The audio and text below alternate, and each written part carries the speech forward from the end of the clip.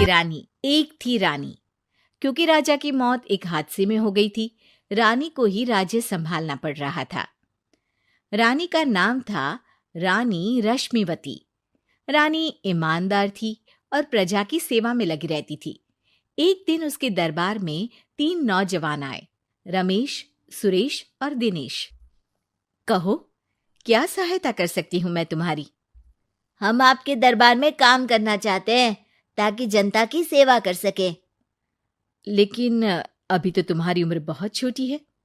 तुम लोगों को तो अभी अपनी पढ़ाई पर ध्यान देना चाहिए। हमारा मन पढ़ाई में नहीं लगता। माता पिता को लगता है कि हम किसी के लायक नहीं हैं और हम साबित करना चाहते हैं कि हम लायक हैं। उत्साह बहुत अच्छा है, मगर अभी उम्र कच्ची है तुम लोगों की। अरे उम्र से क्या होता है रानी जी? शास्त्रों में लिखा है कभी किसी के ज्ञान को उसकी उम्र के आधार पर नहीं देखना चाहिए। बात तो सही है तुम्हारी। और अगर सच में तुम अगर ये संकल्प करके आए हो कि तुमको यहाँ काम करना है, तो पहले परीक्षा देनी पड़ेगी। 3 परीक्षा, एक शारीरिक परीक्षा, एक बुद्धि की परीक्षा और एक देशभक्ति की परीक्षा। और ये क्या है? वो मंत्री महोदय तुम्हें समझा देंगे। हमारे पास समय नहीं है। अगर तुम लोग तैयार हो तो बताओ। हाँ हाँ, हम तैयार है किसी भी परीक्षा के लिए। मैं भी तैयार हूँ कुछ भी कर गुजरने के लिए। तो ठीक है मंत्री जी, आप इन तीनों की परीक्षा कल से ही शुरू कर दीजिए। जो आ गया रानी साहिबा। अगले दिन से ही तीनों की परीक्षा शुरू हो जाती है। पहले शारीरिक परीक्षा, यानी किस में कितना है दम, ये देखेंगे हम। क्योंकि शरीर में दम होगा तभी तो प्रजा की सेवा में दम लगा पाओगे। हमें क्या करना होगा?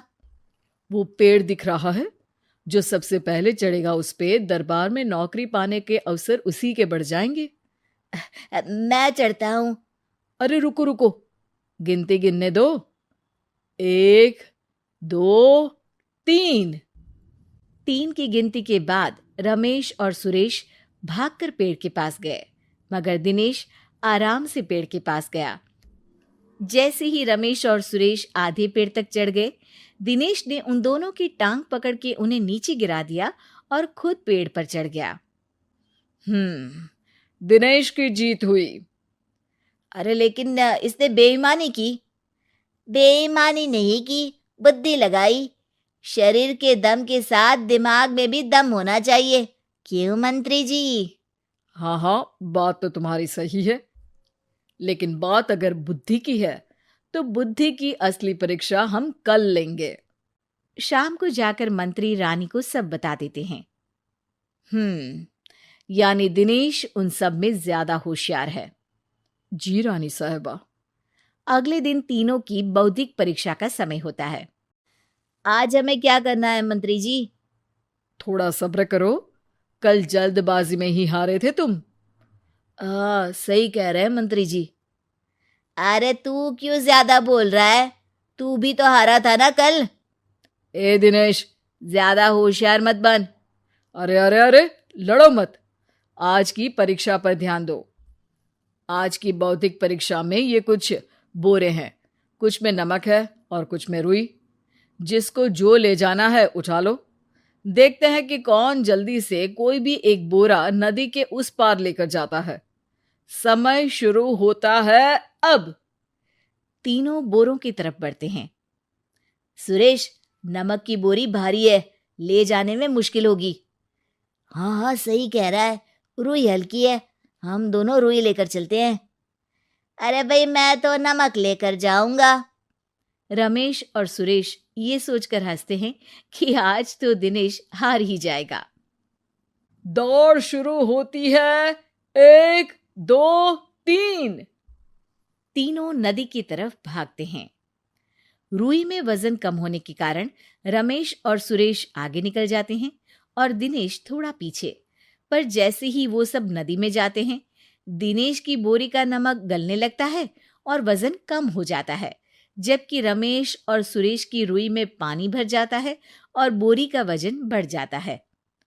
अरे ये इतनी भारी क्यों हो गई रमेश? अरे मुझे क्या पता, शायद जादुई बोरी है।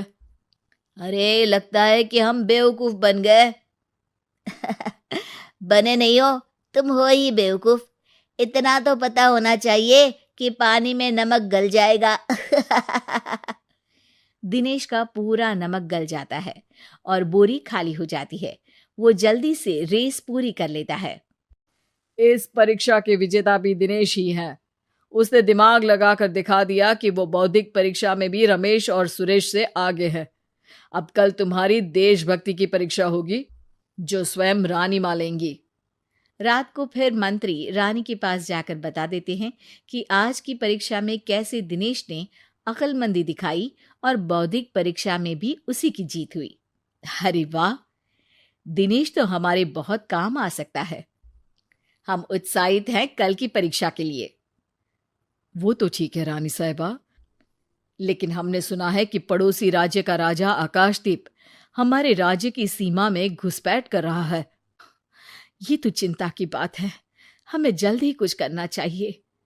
अगले दिन रमेश, सुरेश और दिनेश अपनी आखिरी देशभक्ति की परीक्षा के लिए दरबार में आते हैं। प्रणाम रानी साहिबा। नमस्कार रानी जी। प्रणाम रानी माँ। हमने तुम्हारी परीक्षा पर गौर किया। दिनेश आगे हैं।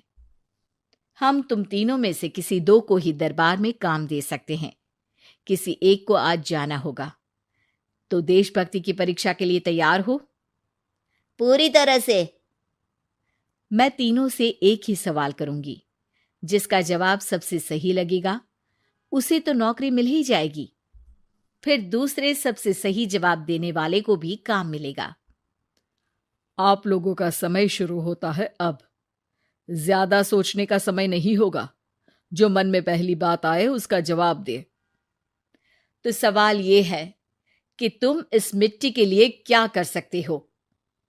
मैं इस मिट्टी को साफ रखूंगा।